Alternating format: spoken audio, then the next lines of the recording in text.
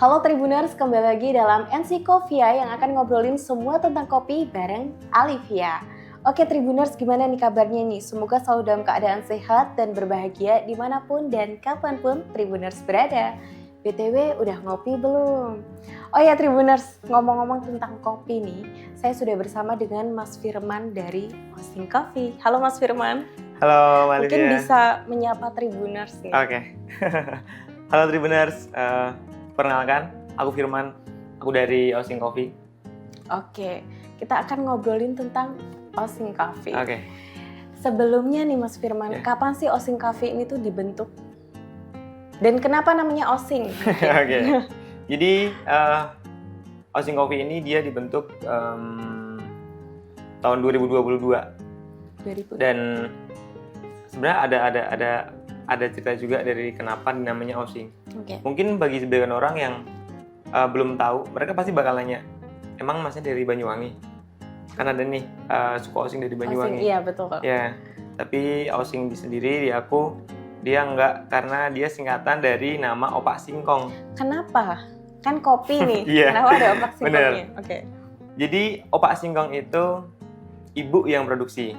Oh. Sebelum aku jualan kopi, dulu kan namanya Osing Homemade, bukan Osing Coffee. Oke. Jadi dulu aku ngejualin bantu opaknya ibu dengan brand Osing Homemade. Oke. Tapi setelah aku bekerja dan masuk ke industri kopi, akhirnya aku rebrand lah jadi Osing Coffee. Osing Coffee. Gitu. Oke, berarti Opak Singkongnya masih jalan. Masih sampai sekarang masih. Kopinya juga lanjut terus ya. Yeah. Nah, ini untuk prosesnya nih Mas, kan sepertinya memproduksi kopi sendiri, ini bisa diceritain nggak sih? Boleh.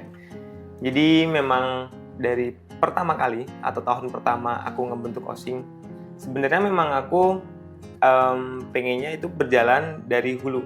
Jadi sebagai petani sama prosesor yang proses pasca panen kayak gitu-gitu. Cuman setelah aku berjalan setahun, ternyata ada beberapa kendala yang mungkin karena itu satu-satunya pemasukanku waktu itu, karena setelah aku masuk industri kopi ya Mbak. Jadi kayak mikir, ini kayaknya muternya kurang cepet nih. Terus ya harus muter otak lagi buat nanti berjalan tahun kedua dan ketiga. Cuman memang tahun pertama aku sudah berjalan dari hulu, jadi sebagai petani sama prosesor. Itu sebenarnya dari hulu pun kebunnya juga ya meneruskan dari bapak, dari mbah dulu gitu sih. Berarti sebelumnya memang dari bapak sama mbah itu memang petani kopi. Betul. Oke, berarti memang sudah ada lahannya, sudah ada kopinya, dan Mas Firman melanjutkan. Oke, terus ngomongin tentang petani kopi nih Mas Firman, mungkin bisa dijelaskan nggak sih prosesnya itu seperti apa, mulai dari menanam sampai pada akhirnya dihidangkan di meja para penikmat kopi. Oke, jadi mungkin menurutku ada beberapa bagian atau beberapa tugas mulai dari petani. Ada di petani, terus ada prosesor. Habis itu setelah dari prosesor ada roaster, dia roasting kopi. Habis itu udah langsung ke hilir, langsung ke barista. Jadi mulai dari petani itu ya mereka yang bertugas buat mulai dari menanam dan merawat dan memanen. Setelah itu masuk ke prosesor, biasanya petani sama prosesor tuh hampir ya banyak menjadi satu gitu loh. Jadi yang kedua itu ada prosesor, mereka yang bertugas untuk ngeproses kopi setelah dipanen.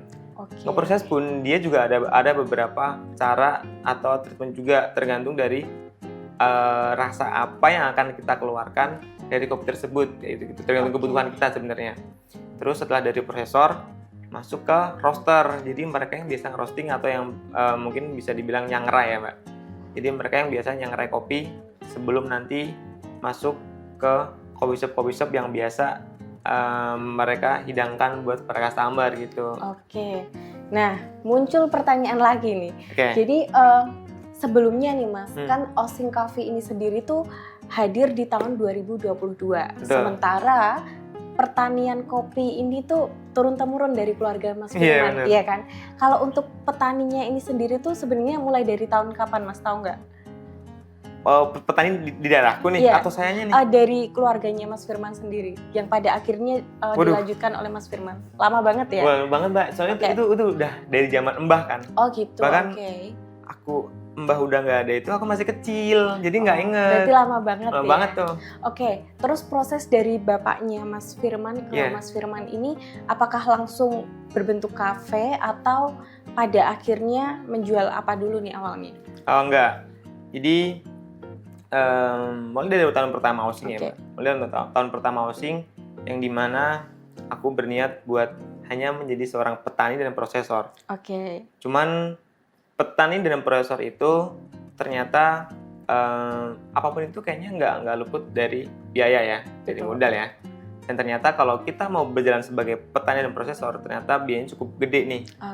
Sedangkan waktu itu ya udah aku benar-benar nekat dan dimulai tanpa modal sepeser pun. Mungkin malah bisa dibilang dari minus kan. Terus tahun pertama aku hanya mengelola kebun, hanya mengolah kopi yang setelah dipanen terus aku olah, aku proses. Aku di tahun pertama hanya jualan beans seperti ini. Beansnya aja ya. Betul. Itu pada tahun pertama aku jualan ini, satu hari kejual satu, itu menurutku udah alhamdulillah banget nih. Buat hanya sekedar aku buat beli bensin atau buat aku beli pulsa. Terus ya tadi karena muternya itu agak lama.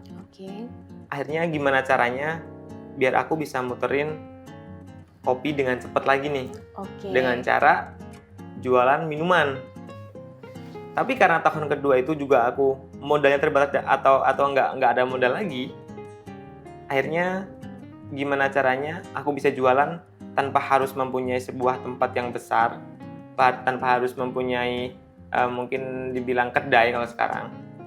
Ya akhirnya kepikiranlah buat aku keliling pakai motor Mbak. Jadi kayak aku beli gerobak kotak gitu. Terus aku hanya jualan seduhan manual, entah cuman tubruk atau Vietnam drip atau V60 atau filter.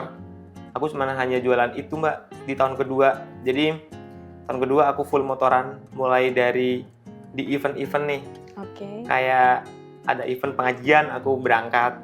Terus ada event konser kecil-kecilan di daerahku mungkin aku berangkat juga. Terus hanya cari pangkalan juga buat benar-benar harus survive pada tahun itu. Terus setelah masuk tahun ketiga, aku mikir kayak setiap tahun berarti hosting minimal harus nambah konsep baru biar aku sendiri pun nggak bosan dan teman-teman pun juga nggak ngerasa bosan dengan aku yang gitu-gitu aja gitu ya. Akhirnya masuk tahun ketiga, sebenarnya belum kepikiran sampai aku bakal buka kedai di rumah. Sebelumnya aku kepikirannya adalah aku tetap bakal jualan di pinggir jalan, cuman dengan penyewa ruko punya teman waktu itu. Cuman waktu itu aku pikir-pikir lagi dengan beberapa pertimbangan, akhirnya kayaknya kalau misalnya aku buka di rumah pun ini bakal menjadi investasi yang agak panjang nih daripada aku di pinggir jalan kayak gitu kan. Akhirnya ya udah tahun ketiga berjalan aku di rumah, dan selesai tahun ketiga ini udah masuk tahun keempatnya hosting. Cuman aku nggak bakal pindah dari rumah. Cuman aku paling hanya akan menambah beberapa konsep seperti di konsep-konsep sebelumnya, paling kayak gitu sih Mbak. Nah, sebelum ke pertanyaan selanjutnya ini aku penasaran banget nih Mas. Sebenarnya untuk timnya Mas Firman ini tuh ada berapa sih? Mulai kan tadi ada prosesnya cukup panjang ya Mas, mulai dari petani kopi, otomatis kan itu akan mengelola kebun kopi yang ada di kebun kan. Terus ada proses roaster, terus sekarang sudah buka kafe. Itu ada berapa jumlahnya? Sebenarnya mungkin kalau aku bilang tim, enggak juga sih Mbak. Jadi sebenarnya dari awal sampai sekarang masih aku urus sendiri semua. Mulai dari petaninya. Berarti aku, diriku ya. Itu timnya ya. Betul. Keren banget sih. Tapi tetap aku punya teman-teman di balik layar. Jadi misal banget nih, hari ini harus ke kebun. Ternyata aku harus jualan dulu. Biasanya aku manggil teman-teman yang biasa mereka bantuin buat entah sekedar ke kebun atau panen, atau nanti dia bakal ngebantuin ngejemur dan ngangkat jemuran kopi. Oke. Terus atau enggak pas sekarang kan konsep tahun kedua yang modern masih nih. Misal pun ada pop up atau ada ikut event kecil-kecilan gitu, mereka juga tak suruh berangkat. Gitu. Jadi kira-kira total ada berapa orang itu? 5, oke. Tapi overall yang handle Mas Firman ya. Nah, Mas, terus ngomongin tentang kopi kan kita ngomongin tentang rasa kan. Ya, betul. Gimana sih caranya Mas Firman tuh biar rasa kopi ini tetap konsisten? Oke. Mulai dari apanya sih? Sebenarnya yang bakal buat nentuin rasa banget ada beberapa faktor ya, Mbak. Oke. Mulai dari yang paling utama kan dari jenis kopinya nih. Betul. Kan kopi juga ada 4 jenis, ada Robusta, ada Arabica, ada Excelsa, ada Liberica. Jadi yang paling banyak ditemuin di daerahku di atas itu hanya Robusta sama Arabica. Robusta. Oke. Terus ada beberapa proses klasik yang itu mungkin di setiap tahun rasanya bakal kayak gitu terus nih. Okay. Tergantung dari bagaimana cara kita mengolah dan memproses. Karena mungkin menurutku sendiri 50% itu dari proses pasca panennya yang bakal nentuin rasanya. Dan mungkin kalau dibilang cara mempertahankan kualitas, kita bisa mempertahankan itu dengan beberapa proses pasca panen yang klasik. Kayak mungkin natural atau honey atau full wash. Cuman di lain proses itu ada beberapa proses eksperimental yang mungkin bakal kita adain dan itu bakal beda di setiap tahunnya. Kayak gitu. Jadi para penikmat itu mereka bisa merasakan kopi yang nggak gitu-gitu aja di setiap tahunnya. Oke, berarti selalu ada gebrakan ya? Betul. Oke, terus untuk best sellernya apa nih Mas di Osing sendiri? Sebenarnya kalau ditanya best seller atau yang paling spesial, aku bisa bilang ya semua spesial ya, semua best seller sih, Mbak. Aku nggak berani buat bilang ini nih yang paling oke, yang ini enggak. Nggak mungkin dong, ini anak saya juga ya. Yang banyak diminati mungkin.